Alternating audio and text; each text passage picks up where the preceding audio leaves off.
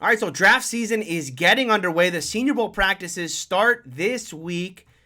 The Steelers have a lot of interesting choices this offseason. Where are they going to go at quarterback? Do they need to upgrade the wide receiver room? Do they need another corner? Probably. Right? Offensive line, certainly. Could they even use some upgrades on the defensive line? We got a lot of prospects to talk about here at the Senior Bowl. And let's start with quarterback, because, of course, all eyes are going to be on the quarterback position this entire offseason, really until the Steelers get a true heir apparent to Ben Roethlisberger. As much as this team wants to talk about, Dwayne Haskins and Mason Rudolph being that guy, look, none of us are going to believe it until we get into training camp, and they literally did not add anyone in free agency or the draft, right? So we're going to keep talking about it, and let's start here at the Senior Bowl. This is an interesting quarterback class. No top talent in this class, right? There's no Joe Burrow. There's no Trevor Lawrence. There's not even a Tua or a Justin Herbert. And these are all kind of that second tier of quarterbacks. These would all be, all of these guys, if you inserted them into any of those classes I just talked about, it would all be kind of second tier type quarterbacks. But this year it's all second tier, and so someone is going to be taken in the top 5 as a, because we're just going to elevate these guys, what we do every year to these quarterbacks. So which of these guys can separate themselves this week from the rest of the pack? Right now, Kenny Pickett is probably quarterback 1, certainly had the best tape in 2021 of any of these players. Pickett was tremendous in 2021. Led the Pitt Panthers to an ACC championship and did so by putting up just, again, bonkers numbers. You hate to call someone a one-year wonder, but when you look at the difference between his first couple years at Pitt and what he did this past season, kind of was a one-year wonder. He really put it all together. You talk about, him putting together the anticipation that you need on those kind of throws, really polishing up his game from an understanding of that offense, kind of the whole don't go, you're not going to go broke making a profit type of throws, but also being able to fit the ball into tight windows. He did it all. The question is, how close to the ceiling are we with Kenny Pickett? And is he really a franchise-altering quarterback, or is he just going to be an okay to good quarterback at the next level? Pickett certainly at the Senior Bowl, a lot to prove here, and certainly he is at the Senior Bowl to prove that he is QB1 in this class. And he's going to have to go up against Malik Willis from Liberty, who could, I think by the end of this process, could certainly make himself QB1. He's the guy on tape that you say to yourself, look, there's a lot to build on here. There's a lot of problems with Malik Willis. He gets a little happy feet, doesn't always keep his eyes downfield, maybe relies on his athleticism a little too much, not super accurate with the ball all the time. But man, you can work with this. You can work with all the tools that you have there. You can work with the athleticism. You can work with this kind of slipperiness in the pocket. You can work with that arm. You can work with all that. And certainly his playmaking ability as well. The interesting thing and the thing I'm watching for this week from Malik Willis is he put up some bad tape against Ole Miss. The best opponent he went up against this year was the Ole Miss Rebels, an SEC opponent, and he put up some bad tape out there. And I'm sure he regrets that because he went in that bowl game and absolutely just destroyed the bowl game. As if he was to say, listen, I'm not having that Ole Miss stuff again. And here he is at the Senior Bowl, last chance to do it. Last chance for him to really go out there and say, no. That Ole Miss game was a one-game thing. Don't read into that when I go up against top competition, I can't put up big numbers under the bright lights. That's what I want to see from Malik Willis this week at the Senior Bowl. Can he put up the big numbers under bright lights? This is a huge moment for him to separate himself as QB1. Carson Strong's another guy in this class from Nevada that is kind of interesting. Because here's a guy who's a couple knee injuries for him throughout his career that do worry you. You go to the next level, you're like, all right, knee injuries. That's career ender, especially for a quarterback, and especially a quarterback position now where you value mobility so much. Carson Strong, not a super mobile guy on tape. Now, he does have all the tools, the size, and all that you want from a quarterback. And he's going to be, he right now he's thought of as a second-tier quarterback, even among all these second-tier guys, right? He's kind of tier 2 of these guys. But he certainly has the tool set to go out there and have a strong week at the Senior Bowl and put his name back in the list as being a first-round prospect. Desmond Ritter and Sam Howell were 2 quarterbacks this year who at the beginning of the year, most people thought would maybe elevate themselves, certainly with Howell. Howell came into the year, thought of as maybe he could be a first overall pick, and he had really disappointing tape in 2021. Ritter, while it wasn't as disappointing, obviously Cincinnati was a playoff team this year, it was just so up and down throughout the year that you didn't know what to make of him. Both guys are going to need solid weeks here to kind of solidify themselves as first-round type prospects. And then I put Bailey Zappy on this list, or Zappy? I'm not sure how you pronounce it yet. Western Kentucky kid who, boy, am I intrigued by this kid. Look, doesn't have the size, doesn't have the arm, the tool. You talk about tool set stuff for a quarterback. Bailey Zappi's not that guy. But what he is he's got the kind of confidence that you look for in a quarterback, right? Super aggressive with the ball. He understands what open is, right? You see these quarterbacks who don't want to throw the ball until the guy's like truly, truly open. But we know college open is not a thing in the National Football League. You have to be aggressive with the ball. You have to be willing to put the ball in tight windows. You have to be able to go through your progressions, stay loose in the pocket. He does all those things. He does all these things really, really well, right? I mean, again, he's in the pocket. He's going through his progressions, understands where the rush is coming from, understands how to get out of the rush. Can make some plays outside of the pocket a little bit. Again, I don't know that any of his, when it comes to his size and his arm strength and all that, I mean, that just may be disqualifying. But the Senior Bowl is a great spot for that. The Senior Bowl is your first test. I mean, all these guys are going to play in the pros. So here's your first test to see, does that hold up at the next level? Watch for Bailey Zappy this week. Look, as I said, I'm not sure that any of his tools hold up at the next level. But if they do, and this week shows that, I wouldn't be shocked if at the end of this week, the quarterback we're talking about, the quarterback people coming out of the Senior Bowl going like, whoa, is not Kenny Pickett. It's not Malik Willis. I wouldn't be shocked if it's Bailey Zappy. I'm intrigued to watch it. All right, now let's go over to the offensive line class, because this is another thing. I mean, Steeler fans are desperate to fix this offensive line. Steelers took a couple guys last year in Kendrick Green and Dan Moore, who were not necessarily bad, but just disappointing, right? Dan Moore, I think, got better as the year went on, and Kendrick Green did not. But neither guy was great throughout the year. Neither guy, I think, solidified themselves at the end of the year saying, like, well, this guy's going to be the long-term guy forever. Dan Moore is probably closer to that, but still, I don't know that he's good enough to really solidify a spot at left tackle. And regardless, the Steelers, even if Kendrick Green and Dan Moore did solidify their spots, right guard, right tackle are still wide open spots on this roster right now. So there's going to be some openings here, and there's some prospects to look for. Let's start with Daniel Fellaille from Minnesota, already turning heads just at the weigh-in day. Measured in at 6'8", 380. 6'8", 380 for Daniel Fellaille. Big boy. Big boy. And I'll tell you what, his tape isn't bad. I mean, this is not a guy who's lumbering out there at 6'8", 380. I mean, this is a guy who can move a little bit. And with that size and that frame, any coaching staff will tell you, I'll take my chances with the 6'8", 380. Let's see and he's got decent feet. Let's work with it. I'm intrigued to watch Fellaille here at the Senior Bowl. Zion Johnson from Boston College, the best of the interior offensive linemen at the Senior Bowl. Now, he's not the best interior offensive lineman in the class. Of course, that's Tyler Linderbaum. You also have the kid Green from Texas A&M.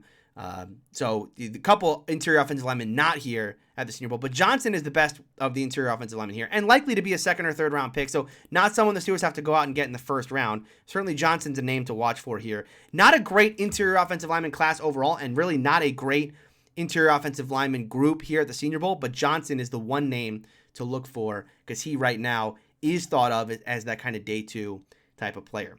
Trevor Penn, a tackle prospect from Northern Iowa. You love to see the small school kids get a chance here at the Senior Bowl to make a name for themselves. Of course, there's that kid from Wisconsin Whitewater a year ago, drafted by the Denver Broncos off of a tremendous Senior Bowl performance. Now, I don't want to say that Penning needs a great week in order to get drafted highly. He's already thought of as like a top 30 type player. So this is a borderline first round pick already. Mean demeanor. I mean, he comes in with the certainly what the Steelers were looking for a year ago when it came to, hey, we need to be more aggressive on the offensive line. But I am intrigued to see. I'm always intrigued when these small school kids get a chance against the big competition, and Penning will certainly get that chance this week.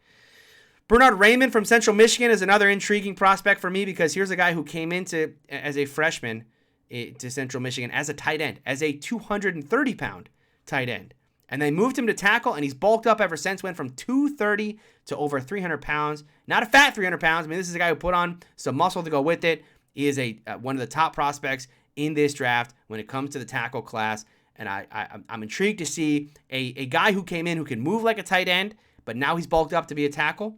I want to see that this week. One of the guys I'm certainly going to be watching. Then you got Darian Canard, another interior offensive lineman from Kentucky, Jamari Salyer from Georgia, and Ed Ingram from LSU. A couple other interior offensive linemen to watch. Going over to the wide receiver position, going to be interesting to see what the Steelers want to do at wide receiver this offseason. I think they're likely to lose Juju now, as it sounds like from all reports, Juju is interested in joining the Kansas City Chiefs, a team that offered him a contract a year ago. I thought he was crazy not to take a deal to go play with Patrick Mahomes, but happy he came back to Pittsburgh. It doesn't sound like he's going to come back to Pittsburgh again, and that will leave a hole in the Steelers' wide receiver room, certainly at the slot receiver position.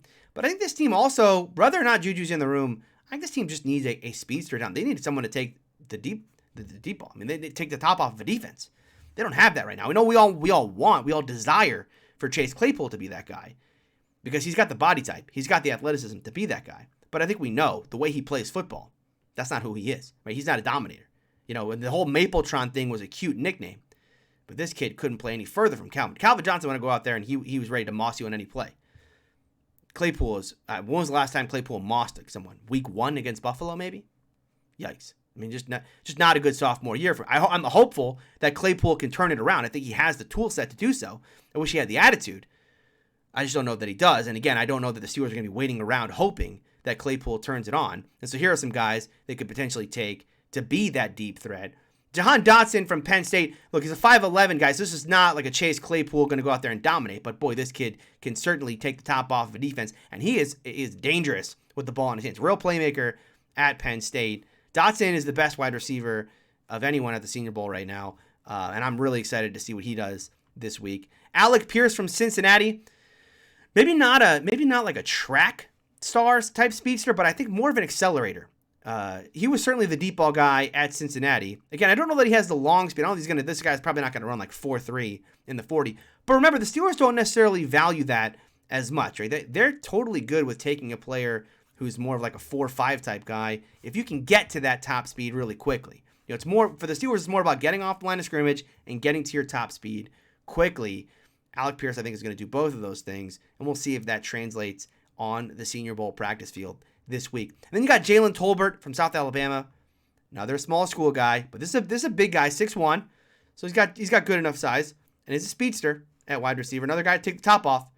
Can he do? But for Tolbert, again, small school. Love this. Love to see him go up against the top talent here at the Senior Bowl. We got some good corners we'll talk about here later in the show. Now, projecting the defensive line is tough for the Steelers this offseason. There's so much uncertainty about Staphon Tuite and his future. You have Tyson Alualu coming back, but he's 35. He had a season-long injury a year ago. How much are you putting into a guy at 35 years of age to be your run stuffer in the middle of your 3-4 defense? And so do the Steelers feel like they need to potentially address something there? I think if they're going to address anything, it's likely going to be someone who can play nose, right? Maybe an Isaiah Buggs type replacement. I know they have Montrevious Adams, potentially, if they can re-sign him. But if they don't, here are a couple guys to watch for. Devante Wyatt from Georgia, maybe the most intriguing prospect of any of them in the draft, not just at the Senior Bowl, because of his versatility.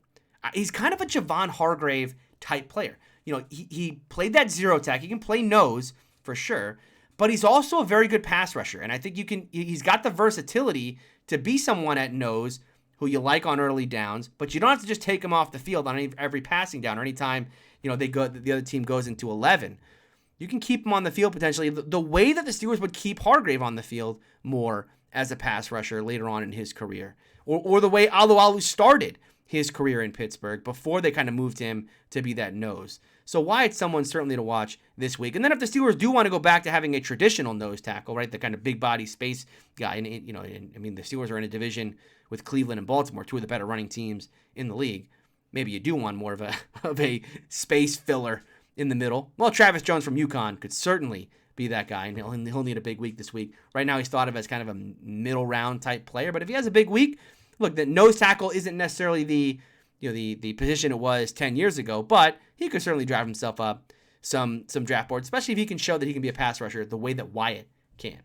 All right, going over to the linebacker position. This is another intriguing one to kind of project for the Steelers. What are they looking for at linebacker? They're likely going to cut Joe Schobert, and that's going to mean that they're going to need another linebacker body in the room. Right? They'll have Robert Spillane. They'll still have Buddy Johnson from a year ago. But what happened with Devin Bush puts the Steelers in kind of a bind. I don't think the Steelers are going to elect to pick up the fifth-year option for Devin Bush, which means that long-term, what are you doing at inside linebacker? And this is a very good inside linebacker class. In fact, not only is it a great class, the best linebacker in the draft this year, Devin Lloyd, is at the Senior Bowl. So look at an up-close look at this kid. Now, he has all the same kind of tools that you had from Devin Bush. He's a sideline-to-sideline playmaker out there. But do the Steelers want another sideline-to-sideline playmaker to replace Bush, or Do they want a more Vince Williams type, right? The more of the Mac linebacker, where he's going to kind of do all the dirty work and take on the blockers and create the space for someone like a Devin Bush to make the plays. I mean, if that's who you want at linebacker, well, then Devin Lloyd's not that guy. So I'm intrigued to see where the Steelers go this offseason at linebacker. Do they feel like they need a long-term replacement for Devin Bush because, oh boy, I mean, 2021 was so bad for him. And yes, coming off of an ACL, but, how long are you going to give that? And so maybe they do go right out and try to replace him and put some competition there with him. Or maybe they try to supplement him with someone who can make his life a little easier. Chad Muma from Wyoming, Channing Tindall from Georgia, Quay Walker from Georgia, and Damone Clark from LSU. All intriguing. By the way, how about Georgia?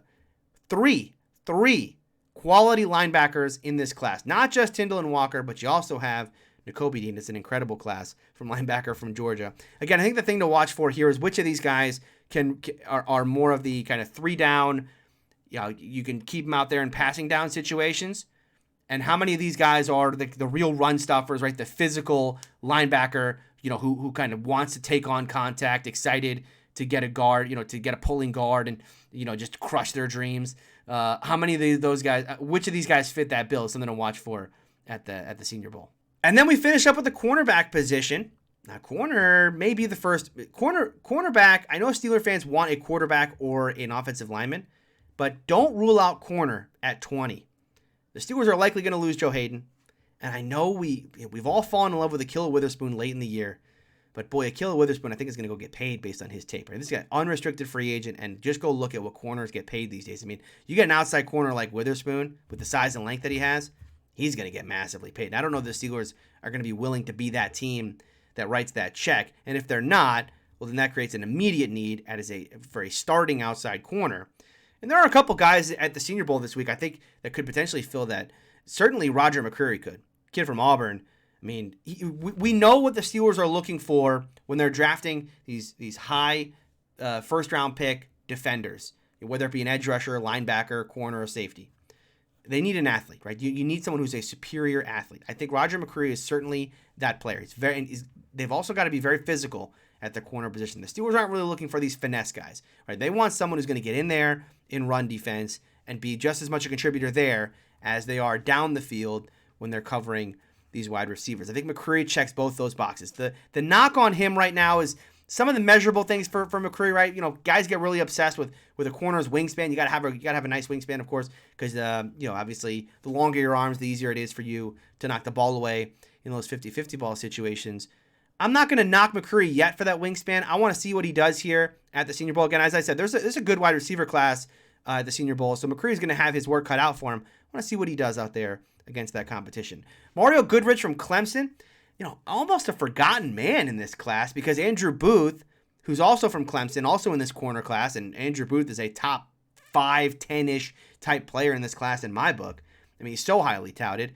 People forget Mario Goodrich alongside. Mario Goodrich was pretty good at Clemson as well. Now, he may not have the kind of athletic traits that the Steelers are looking for, and that's certainly going to mean he's going to slide down the board for everybody.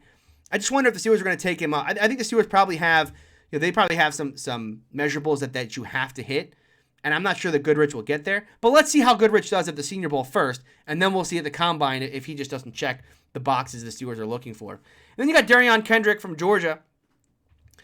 Look, I know people are going to talk about the disciplinary issues with Kendrick. He was dismissed from Clemson, but he went to Georgia, and by all accounts, he was perfectly fine there. I mean, there's no incidents at Georgia whatsoever. So, I think that's all behind him right now. I mean, the question with Kendrick is, look, he's a solid corner in zone, but can he be sticky in man coverage right now? He has not shown that yet on his tape. This is going to be a week for him to do that. And again, this is a deep corner class. Kendrick is someone who's thought of as like a 3rd-round pick right now. Again, if he can put together some tape this week in those one-on-one drills, well, he's going to go shooting up boards a little bit. Big week for Darion Kendrick, and really good, as I said, a really good corner class overall. All right, so those are the players to watch for this week at the Senior Bowl. Of course, that's just a small sample of these are great rosters. I mean, they have done a terrific job this year putting together the Senior Bowl rosters. I'm really excited to watch all these guys, and I'll be back next week to recap who showed out at the Senior Bowl.